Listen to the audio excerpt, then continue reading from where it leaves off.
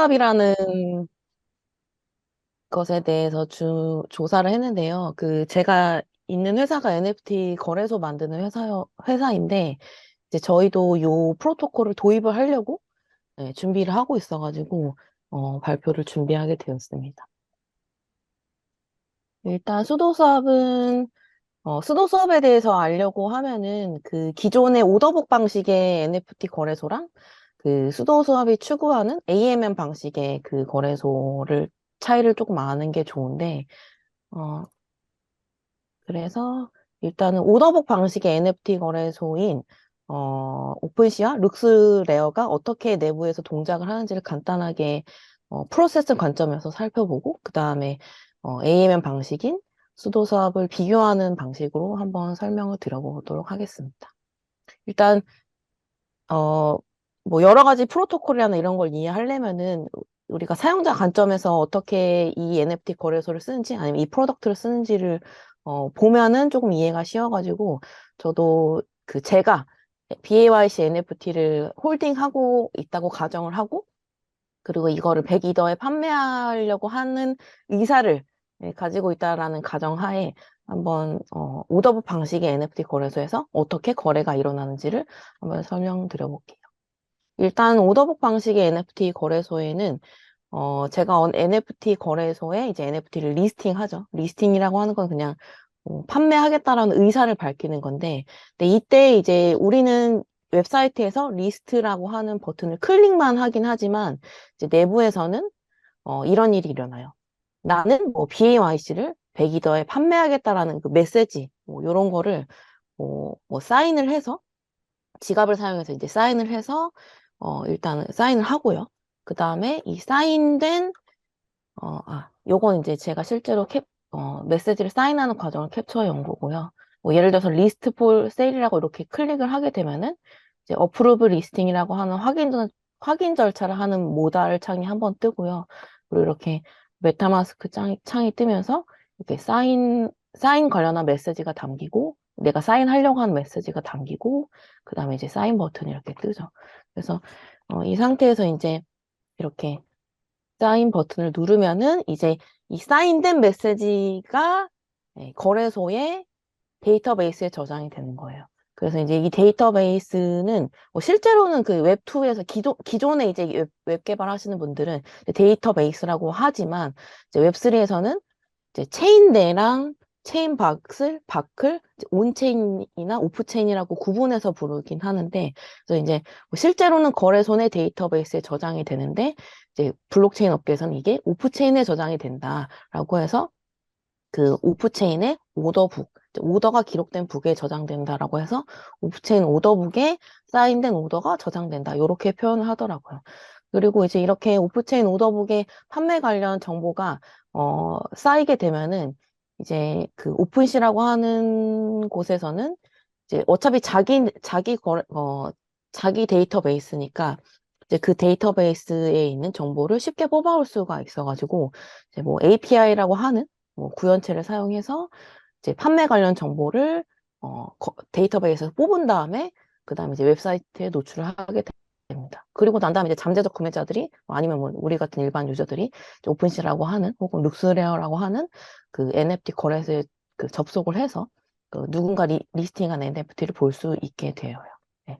그래서 이렇게 내가 사인한 오더 정보는 거래소 내에 데이터베이스에 저장이 되는데, 근데 이거는 이제 누군가 NFT를 사거나, 뭐 제3자가 제가 리스팅한 NFT를 사거나, 아니면 내가 직접 그 리스트를 철회할 때까지 그 데이터베이스, 즉 오프체인 오더북에 남아 있어요. 뭐 예를 들어서 누군가 NFT를 사게 되면은 이제 거래소가 자체적으로 오더북에서 제 오더를 찾은 다음에 이제 오더 관련 트랜잭션을 거래소에서 일으키고, 제가 직접 일으키는 게 아니고 거래소에서 일으키고, 어, 이렇게 이제 트랜잭션이 일어나면은 내 지갑에서 NFT가 빠져나가고, 이제 저의 지갑에는 100이더에서, 제가 리스팅한 비용이 100이더니까, 이제 100이더에서 거래소 수수료랑 이제 아티스트나 이제 뭐 컬렉션 오너한테 지불하려고 하는 로열티 수수료를 제외하고, 이제 그 이더가 지갑에 들어옵니다. 요게 이제 누군가 NFT를 살 때의 프로세스고요. 아니면 내가 NFT 리스팅을 철회할 때도 있는데, 어쨌든 내가 이걸 철회하면은 누군가 이 NFT를 살 수가 없게 막아야 되니까 이때 이제 거래소에서 뭐 스마트 컨트랙트단에 나 이 리스팅을 철회하고 싶어. 그리고 이제 누군가 이 리스트를 실행하려고 하면 그걸 막아줘라고 하는 트랜잭션을 보냅니다. 그래서 이때는 리스팅을 철회할 때는 조금 가스비가 들긴 들어요. 왜냐면 트랜잭션을 일으켜야 되기 때문에. 네, 근데 이때 이제 제일 중요하게 봐야 할 포인트는 오더북 방식의 NFT 거래소는 거래소 수수료랑 이제 로열티 수수료가 조금 상대적으로 높게 들어요. 그래서 오픈시에서 이건 책정한 수수료 그 정책인데, 오픈시는 이제 메인 사이트, 오픈시 프로 말고 메인 사이트에서는 일단은 기본적으로 2.5%의 수수료를 받는다라고 이제 정책을 세팅을 했어요. 네. 그리고 이제 그 아티스트 피 같은 경우는 이제 그 아티스트가 스스로 정하는 거라서 요거는 이제 뭐 멘션을 굳이 안 해도 되는데, 근데 2.5% 수수료가 생각보다 낮다라고는 얘기할 수 있긴 하지만, 왜냐면 이제 그 세금 같은 거 현실 경제랑 비교했을 때 그렇게 높진 않잖아요. 근데 만약에 100이더짜리이고 이제 그거의 수수료가 2.5%이면은 이제 2.5이더잖아요. 근데 2.5이더를 하나로 환산하면은 그렇게 적은 금액은 아니란 말이에요. 그래서 그 이 수수료가 비싸다라고 하는 단점. 그리고 이 수수료 피의 퍼센트가 어, 그 NFT 거래소의 정책에 묶여 있다라는 약간 단점이 있어요. 네. 그래서 오더북 방식의 NFT 거래소의 장점은 물론 그 리스팅 할 때 가스비가 들지 않는다라고. 왜냐면은 리스팅 할 때는 그 내가 블록체인과 상호작용을 하는 게 아니고 그 거래소의 데이터베이스와 상호작용을 하는 거기 때문에 그 이제 그 트랜잭션 피가 들지 않죠. 예, 가스 수수료가 들지가 않은데, 근데 이제 아까 말씀드렸듯이 그 일단은 오더북 방식의 NFT 거래소에서는 이제 오더북 권한, 이제 오더북은 이제 오픈시 혹은 룩스레어의 데이터베이스이기 때문에 이 데이터베이스를 가지고 있는 사람의 권한에 휘둘릴 수밖에 없어요. 그래서 이제 개발자 관점에서 혹은 이제 NFT를 이제 딥하게 분석해서 이제 그 아비트라지나 혹은 이제 그 스페큘레이션을 하는 분들 입장에서는 그 데이터를 이제 빠르게 가져올 수 없다라는 단점이 있죠. 네. 그리고 뭐 판매자 관점에서는 내가 NFT 홀더라고 했을 때 그 홀더 관점에서는 일단 내 NFT를 리퀴데이션을 하려고 하면, 판매를 하려고 하면은 사줄 사람이 분명히 있어야 됩니다. 네. 주식 같은 경우는 이제 그 거래가 활성화가 되어 있으니까 내가 판매하겠다라고 하면은 유동성이 높은 자산이기 때문에 바로 판매가 되는데, 땅 같은 경우는 사줄 사람이 나타날 때까지 기다려야 하는 약간 그거와 비교할 수 있는데, 오더북 방식은 NFT를 판매하려고 하면 사줄 사람이 나타나야 하고, 그리고 이제 급할 때 바로 판매하고 싶으면은 어쨌든 그 가장 낮은 그 입찰가를 제시한 것보다 더 낮게 내가 가격을 책정해서 리스팅해야 돼서 엄청 싸게 그 NFT를 리스팅해야 된다는 단점이 있겠죠. 그리고 역시나 이 방식도 누군가 사주기를 기다려야 하는 그런 방식이 있습니다. 어, 리퀴데이션이 되게 낮은 자산인 거죠. 그리고 또 다른 단점으로는 그 거래 가격을 유동적으로 설정하기가 힘들어요. 뭐, 거래 가격을 유동적으로 설정한다라고 하는 거는 어떤 식으로 예시를 들 수 있냐면은, 뭐 나는 NFT를 한 컬렉션 안에 내가 NFT를 10개를 가지고 있는데 나는 10개를 전체 다 리스팅하고 싶어.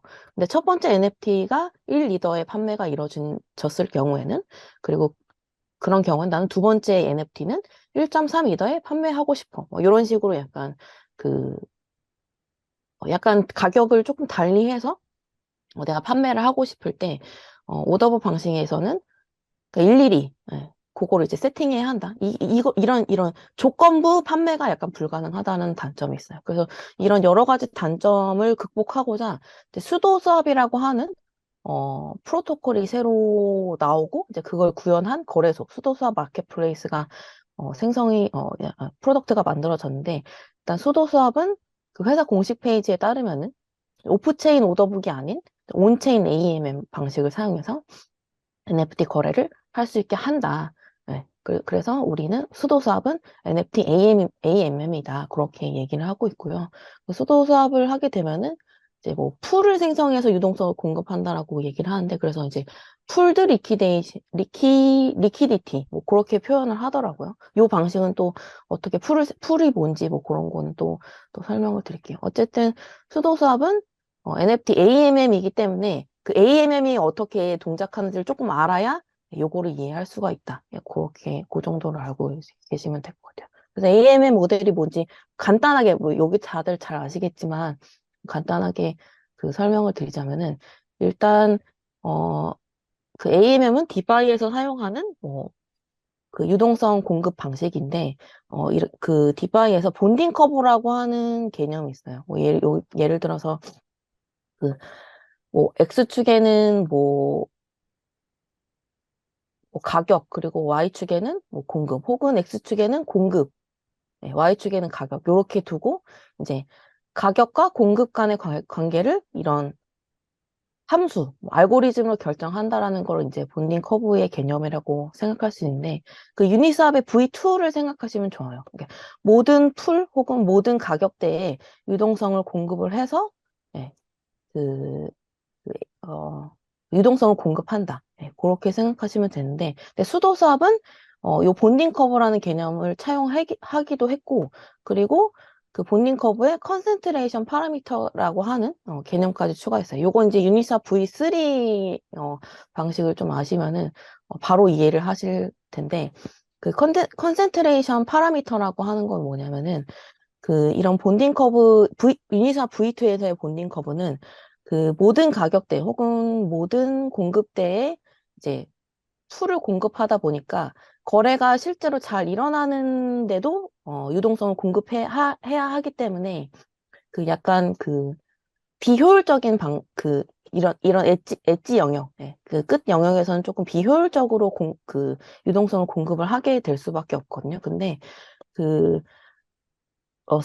컨센트레이션 파라미터라고 하는 개념이 도입이 되면은 실제로 거래가 많이 일어나는 가격대에만 풀을 하면 되니까 조금 효율적으로 마켓에 유동성을 공급할 수 있다라고 하는 그런 개념이 있어요.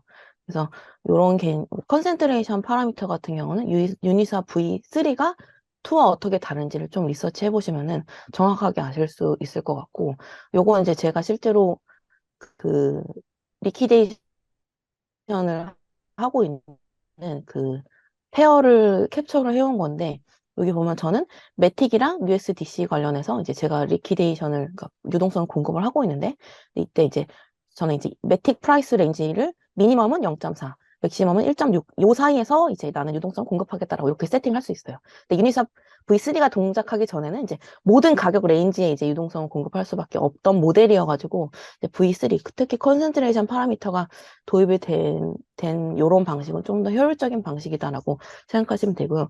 지금까지 얘기한 모든 방식들이 이제 수도수압에는 도입이 된 거죠.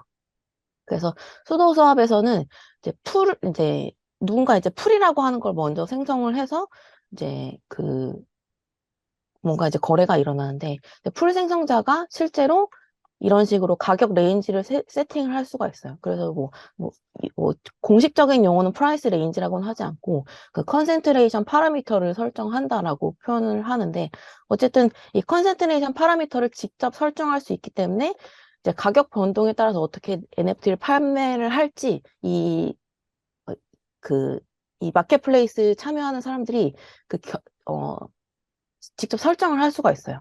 요거 이제 말로 하면은 너무 그 이해가 잘 안 되실 수 있으니까 제가 좀 이따 그 실제로 풀 생성하고 하는 거를 보여드리면서 말씀을 드릴게요. 어쨌든 그 수도사업은 이제 NFT에 AMM 모델을 도입한다. 그렇게 얘기할 수 있는데, 그래서 이제 그 디파이에서 그뭐 토큰 거래할 때, 뭐 뭐 스왑이나 뭐 그런 거 할 때 이제 AMM은 뭐 요런 장점이 있어요. 요것도 이제 어디서 가져온 자료인데, 디파이에서 AMM을 도입하게 되면은 이제 당신이 리밋, 당신이 이제 토큰을 소유하고 있는 상황에서 지정가로 이제 천천히 이제 분할 매도를 하고 싶을 때, 그 AMM 모델을 사용할 수 있다. 네. 그래서 이제 네가 가지고 있는 그 토큰을 분할 매도할 수 있다라고 하는 장점이 있거든요. 그러니까 미리 세팅을 해서 하는 거죠. 사람이 일일이 이제 그 지정가 주문을 내리는 게 아니고요.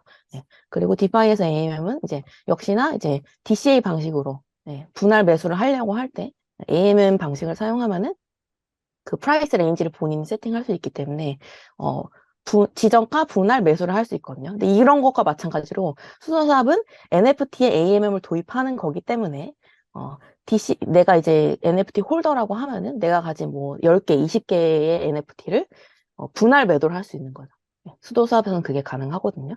그리고 뭐 NFT를 살려고 할 때도 역시나 어, 분할 매수가 가능하다. 네, 그래서 수도사업은 디파이에서 AMM을 이해하시면은 이제 조금 이해하기가 쉽다라고 생각하시면 좋을 것 같아요. 네.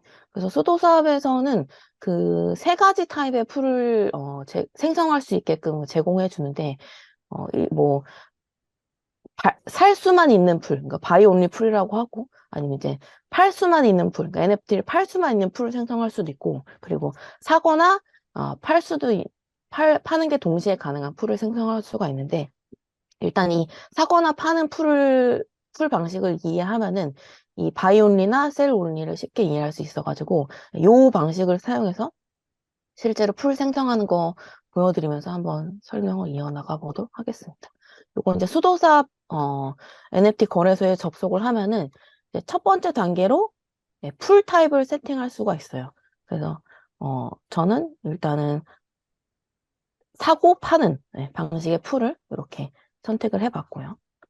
이렇게 세팅을 하고 이제 제가 실제로 유동성을 공급하려고 하는 풀은 뭐 제가 가지고 있는 NFT 중에 하나인 요거를 한번 가져와 봤고요. 그래서 두 번째 단계에서 이제 셀렉팅 에셋을 하라고 하는 메뉴가 나와요. 그래서 나는 이더를 디파짓하고 그리고 데브즈라고 하는 그 숏 네임을 가진 NFT 역시나 디파짓하고 싶다. 그리고 이걸 통해서 트레이딩 비를 수취하고 싶다라고 하는 이렇게 세팅을 하면요. 다음 단계로 이제 풀의 파라미터 같은 거를 세팅할 수가 있어요. 네. 오픈시 같은 경우는 거래소에서 2.5% 수수료를 수취하잖아요. 근데 이런 수도 수압을 사용하게 되면은 이 풀 유동성 공급자가 제가 이제 이 크리에이트 풀을 완료를 하게 되면은 제가 풀 생성자이기 때문에 유동성 공급자가 되는 거거든요. 제가 여기다 만약에 1%를 세팅을 하게 되면은 어, 제가 이제 그 트랜잭션이 일어나는 거에서 1%를 수취하게 됩니다. 물론 이제 수도 수압이 0.25%를 더 추가로 가져가기 때문에 실제로 풀을 통해서 거래를 일으키는 사람은 뭐 제가 1%를 세팅했을 때 1.25%를 차감을 당하긴 하긴 하거든요. 어쨌든 그 풀 유동성 공급자 입장에서는 이런 식으로 수수료를 직접 세팅할 수가 있다. 네. 그리고 스타트 프라이스도 이렇게 정할 수가 있습니다. 네.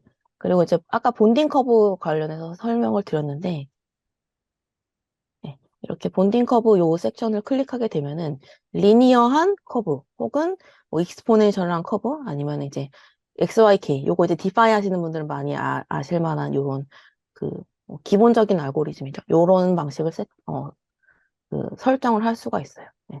그리고 약간 스타트 프라이스에서는 잠깐 언급을 안 드렸는데 대개의 경우가 이 스타트 프라이스는 이제 뭐 플로우 프라이스, 뭐 오픈시나 뭐 여러 가지 거래소에서 플로우 프라이스를 중심으로 먼저 세팅을 하시더라고요. 많은 분들이. 그래서 이렇게 fee 어마운트, 스타트 프라이스, 그리고 본딩 컵을 세팅하고 델타 값을 설정하게 됩니다.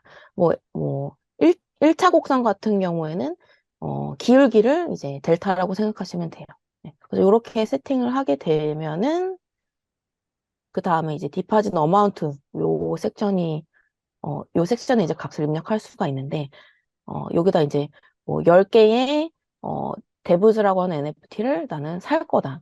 그리고 뭐 제가 이 풀은 제가 바이랑 셀을 동시에 하는 거기 때문에 뭐 10개도 사고 10개도 파는 요런 이제 디파짓 어마운트를 세팅할 수가 있는 거고요. 그리고 뭐 그거를 위해 일단은 뭐 몇 이더를 디파짓 하겠다라고 이렇게 세팅을 하면은 마지막에는 이 창 아래에 이렇게 자동으로 이렇게 그래프가 생성이 돼요. 그래서 이렇게 리니어한 본딩 커브는 이렇게 세팅이 되고요. 이렇게 뭐 이거는 판매할 때, 이거는 살 때, 예, 이렇게 세팅이 되고요. 그리고 익스포넨셜한 본딩 커브를 제가 만약에 세팅했을 때는 같은 값일 때 이렇게 그래프가 나오더라고요. 예. 요건 사실 뭐 이런 파라미터, 뭐 fee amount, 스타트 프라이스, 뭐 델타 값 요거에 따라 달라지겠죠. 그리고 concentrated XYK에서 델타 말고 요거 이제 concentration이라고 하는 값을 설정을 하게 되는데 이렇게 0.1로 만약에 세팅했을 경우는 이렇게 이제 그래프가 자동으로 나오게 되더라고요. 그래서 이런 식으로 그래프를 자동으로 세팅을 해주니까 내가 실제로 살 때나 판매할 때 어떤 식으로 거래가 일어나겠구나라고 하는 그거를 이제 바로 유출을 할 수가 있어서 풀 생성할 때 조금 편리하게 할 수 있다라고 생각을 하는데 사실 근데 다른 여러 자료들 많이 보긴 했는데 그냥 이런 디파이 관련한 개념을 모르는 분들이 많아서 약간 이것도 UX 관점에서 UI UX 관점에서 조금 장벽이 있을 거라고 얘기하는 분들도 많긴 많아요. 어쨌든 수도 사업을 이렇게 사용하게 되면은 어, 저도 풀을 생성했던 것처럼, 누구나 이제 NFT 컬렉션의 리퀴디티 프로바이더가 될 수가 있어요. 그러면 이제 도대체 누가 LP가 되냐라고 했을 때, 수수료를 수치를 하고 싶고, 그리고 이제 NFT를 DCA 방식으로 투자하거나 판매하고 싶은 사람들은 이제 LP가 되고 싶은 거겠죠. 요런 그러니까 금전적인 동기에 의해서 이제 LP를 하려고 하는 사람들이 있다라고 생각하시면 되고요. 그리고 아까도 보셨듯이 뭐 델타 값이나 컨센트레이션 값을 이제 내가 입맛대로 내가 원하는 대로 커스터마이징을 할 수가 있어서 판매 방식을 어, 수치적으로 내가 정확하게 컨피그레이션 할 수 있다라고 하는 장점이 있을 것 같아요. 그리고 NFT 컬렉션의 유동성을 공급할 수 있다는 관점에서 수도사업은 누군가는 이제 NFT 거래소의 약간 게임 체인저라고 얘기를 하더라고요. 네. 근데 이제 수도 사업 같은 경우는 아까도 말씀드렸듯이 피 관점에서 크리에이터 로열티가 없어요. 네. 왜냐면은 오픈시 같은 때 이제 그러니까 사실 저는 NFT를 오픈시에 리스팅 해본 적이 없어서 그렇긴 한데 제가 알기로는 UI에서 웹페이지 상에서 로열티 피를 입력할 수 있는 란이 있다라고 들었거든요. 근데 이제 수도사업은 그런 게 없어요. 그래서 수도사업의 NFT를 수도사업에 생성된 풀에 NFT를 넣으면은 이제 거기서 판매가 일어날 경우에는 이제 크리에이터가 로열티를 전혀 받을 수가 없어요. 네. 그래서 이런 단점이 있는데 뭐 이런 단점에 대해서 NFT 디젠들 이제 올해 여기서 이 씬에서 활동하신 분들이 어떻게 얘기하는지 약간 트위터도 뒤져보고 했는데 결론은 어, 시장 논리에 맡겨야 된다라고 그렇게 얘기하시더라고요. 네, 제가 느낀 결론은 그래요. 근데 아직까지 웹3 철학은 크리에이터 로열티가 있어야 이제 이게 생태계가 활성이 된다. 철학 자체가 그러니까 그렇게 얘기하는데, 많은 분들이 개인의 정치 철학이나 경제 철학에 따라서 이런 거는 좀 지양해야 하지 않나라고 생각하실 분들도 있긴 하지만 어쨌든 그 시장 논리에 계속 따라가다 보면은 이제 어쩔 수 없이 크리에이터 로열티가 줄어들 수밖에 없다. 그렇게 다들 얘기하시더라고요. 그리고 오픈시 같은 경우도 어쨌든 경쟁자들이 계속 피를 0으로 낮추려고 0으로 만드는 거래소를 만들다 보니까 오픈시 프로는 이제 뭐 한시적이라고는 하지만 0% 거래 수수료 피를 이제 채택을 했거든요. 그래서 크리에이터 로열티 같은 경우는 좀 논쟁거리긴 하지만 일단은 수도 수합에서는 0이다. 그래서 이제 NFT를 실제로 많이 판매하거나 사시는 분들은 요거를 많이 이 프로토콜이 아마도 도움이 되실 거예요. 근데, 그래서 이제 그러면, 막 게임 체인저라고 하는데, NFT 거래소에 게임 체인저라고 하는데 수도 수합이, 그러면 이게 얼마나 활성화가 되어 있냐라고 해서 찾아봤거든요. 근데 약간 처참합니다. 네, 듄에서 이제 자료를 찾아봤는데, 누군가 이제 대시보드를 만드셔서 찾아봤는데, 일단은 뭐 볼륨은 많아요. 근데 이게 수도 수합이 한 작년 한 4월쯤에 프로토콜이 만들어지고 한 9월 정도에 이제 트위터나 이렇게 언론에서 많이 언급이 되었는데 그 여기 보시면은 어디?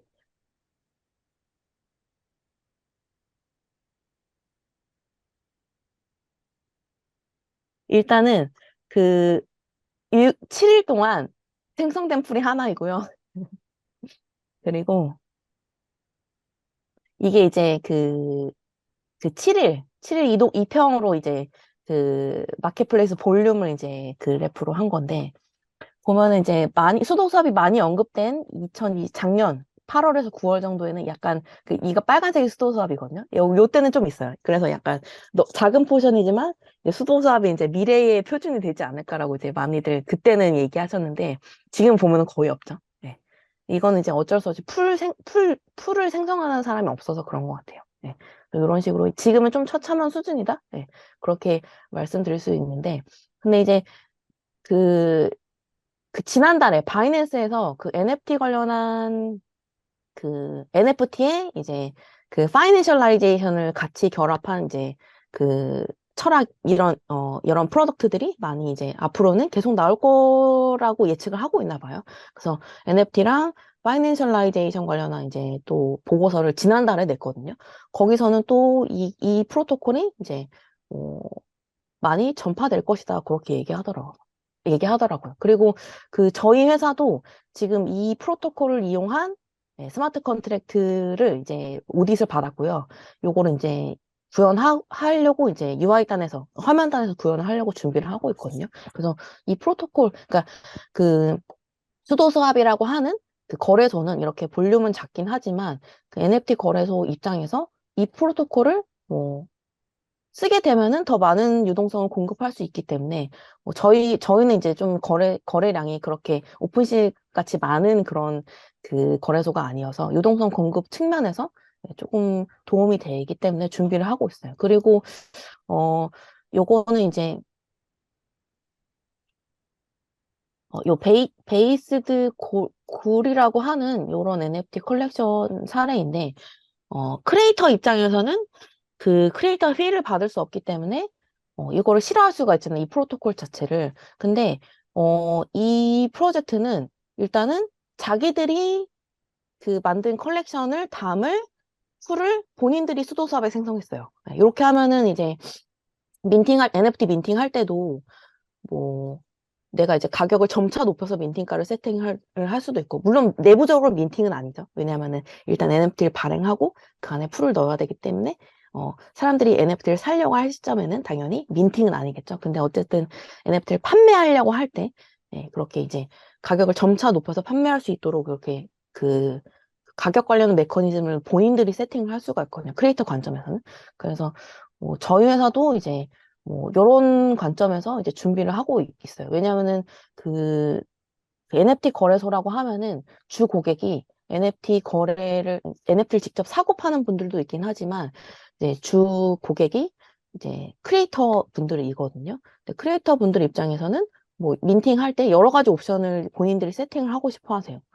무료 민팅도 하고 싶어 하시고, 그리고 1대1로 민팅도 하고 싶어 하시고, 아니면은 가격도 이렇게 점차 이제 변동시켜서 하고 싶어 하시는 그런 다양한 니즈가 있는데, 근데 이 수도수합의 알고리즘을 이제 내부적으로 프로토콜을 도입을 하면은, 이제 크리에이터 관점에서도 도움이 된다. 그렇게 얘기를 할 수가 있을 것 같아요. 그래서, 많은 아티스트 분들은 로열티 피를 가져갈 수 없기 때문에 반대하시는 분들도 있긴 하지만, 어, 궁극적으로는 이제 NFT를 컬렉션을 발행하는 분들도 그런 여러 가지 컨피그레이션을 온체인상에서 할 수 있다라고 하는 그런 장점 때문에 많은 NFT 거래소가 어쨌든 이 기능을 도입하지 않을까라는 생각을 하고 있습니다. 저희도 도입하려고 준비를 하고 있고요. 네.